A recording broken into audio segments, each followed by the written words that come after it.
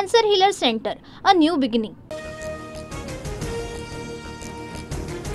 विधान परिषद पोटनिवडणुकीसाठी भाजपचे 3 उमेदवार निश्चित। संदीप जोशी, संजय केनेकर आणि दादाराव केचेंना उमेदवारी। भाजपकडून सामाजिक समतोल राखण्याचा प्रयत्न। विधान परिषद पोटनिवडणुकीसाठी अर्ज दाखल करण्याचा उद्या शेवटचा दिवस। भाजपकडून 3 उमेदवार घोषित। शिवसेना आणि राष्ट्रवादीच्या उमेदवारांच्या नावांची घोषणा होणं बाकी। अजित पवारांच्या उपस्थितीत आज मुंबईत महत्त्वाची बैठक। विधान परिषदेच्या एका जागेसाठी दादांच्या राष्ट्रवादीत 75 इच्छुकांचे अर्ज, तर जेशान सिद्दीकी, संजय दौंड, उमेश पाटील यांची नावं आघाडीवर। छत्रपतींना बदनाम करण्याचं षडयंत्र काँग्रेसच्या माध्यमातून चालू असतं। काँग्रेसने छत्रपती शिवराय, छत्रपती संभाजीराजेंच्या कार्याला महत्त्व दिलं नाही। शिवेंद्रराजे भोसलेंचा गंभीर आरोप। औरंगजेबाची कबर उद्ध्वस्त करण्याचा बजरंग दलाचा इशारा। सरकारने औरंगजेबाची कबर काढावी, नाहीतर बाबरीप्रमाणे उद्ध्वस्त करू, बजरंग दल आक्रमक। छत्रपती संभाजीनगरमधील औरंगजेबच्या कबरीच्या सुरक्षेत वाढ। एसआरपीएफची तुकडी आणि 2 पोलीस अधिकारी तैनात। लाडकी बहीण योजनेसाठी सामाजिक न्याय आणि आदिवासी विभागाचे 4000 कोटी वळवले। माझ्या विभागाचे पैसे घेताना संमती तरी घ्यायला हवी होती। संजय शिरसाट यांच्याकडून खंत व्यक्त। जयंत पाटील आमच्याकडे येतील, मी नाराज नाही, मला बाहेर बोलण्याची चोरी आहे, या जयंत पाटलांच्या वक्तव्यानंतर गुलाबराव पाटलांचा दावा।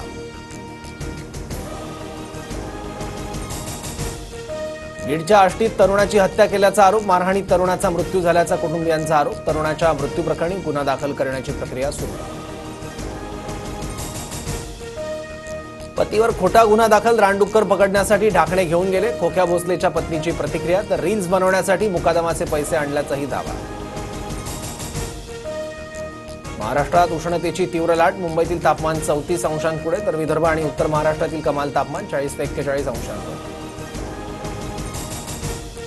उन्हाची तीव्रता वाढताच राज्यातल्या धरणांमधील पाणी पातळी खालावली। मार्च महिन्यातच 3000 मोठ्या आणि मध्यम धरणातील पाणीसाठा 52.71%।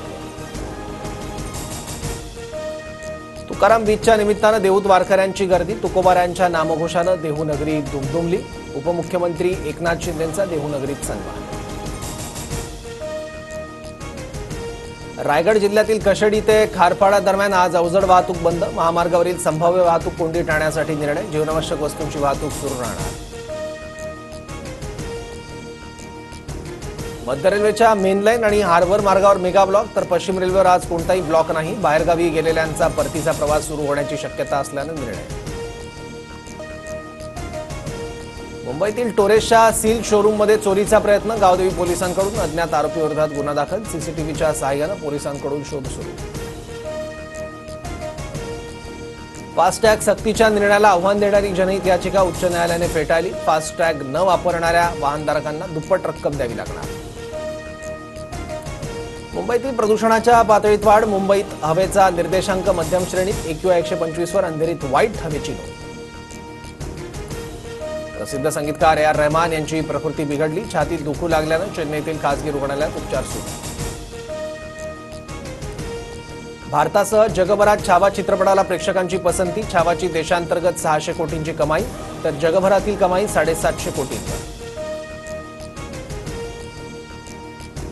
लष्कर ए तैयबाचा मोस्ट वॉन्टेड दहशतवादी पाकिस्तानात ठार। अज्ञात हल्लेखोरांकडून हाफिज सईदचा साथीदार अबू कताल सिंघीचा खात्मा। भारतातील अनेक दहशतवादी हल्ल्यात कतालचा सहभाग। Cancer Healer Center, a new beginning.